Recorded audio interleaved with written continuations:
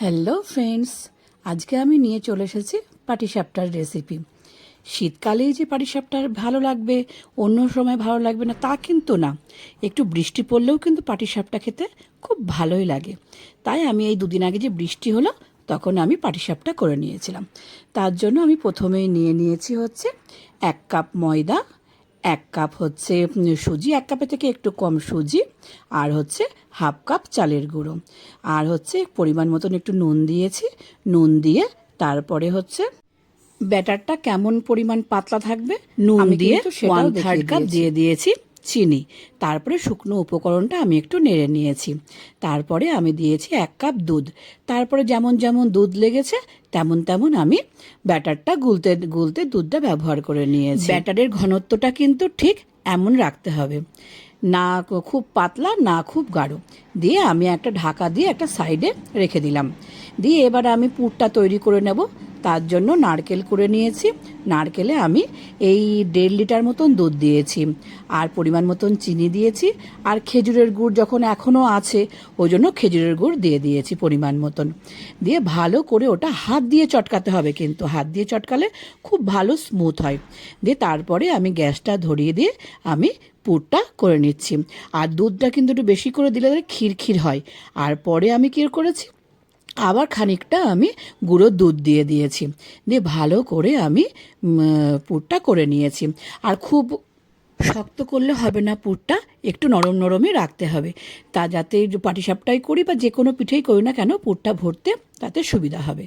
ব্যাস, পুর আমার রেডি হয়ে গেছে। এবার আমি এটা পুরটা একটু না বেশ খানিকটা ঠান্ডা হতে আমি এবার সাইডে রেখে দেব।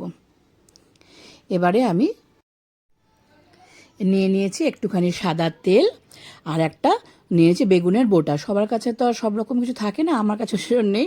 বেগুনের বোটা কেটে নিয়ে নিয়েছি, আর দেশলাইয়ের খোল নিয়ে নিয়েছি একটা, কিন্তু বারুদের দিকটা নেবে না, অপোজিটটা নেবে। আর হচ্ছে একটু ঘি নিয়ে নিয়েছি। দিয়ে গ্যাসে প্যানটা বসিয়ে দিয়েছি। দিয়ে ডাব হাতা এক হাতা দিয়ে আমি ওই দেশলাইয়ের খোলটা দিয়ে ভালো করে গোল করে নিয়েছি।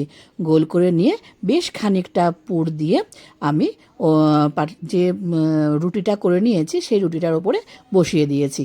তারপরে আমি আস্তে আস্তে আস্তে করে রোল করে নিলাম, আর এক হাত লাগিয়ে দিয়ে তারপরে একটুখানি ঘি দিয়ে দিলাম। ঘি দিয়ে ভালো করে ওটা নেড়ে নিলাম।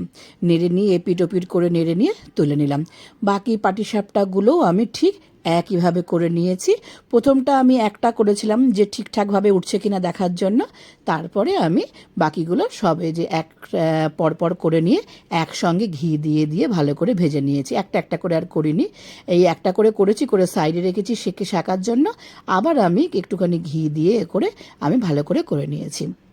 ব্যাস, রেডি হয়ে গেল আমার আজকের পাটিসাপটা। যখন তখন এটা খাওয়া যেতে পারে, কিন্তু আমি করে নিয়েছি।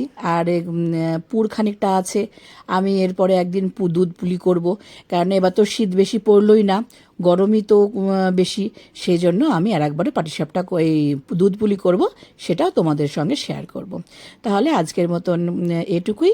আবার দেখা হবে পরে একটা ছোট্ট কোনো রিলের সাথে বা একটা মিনি ভ্লগের সাথে। আবার আজকে তাহলে আসি, টাটা, সবাই ভালো থেকো, সুস্থ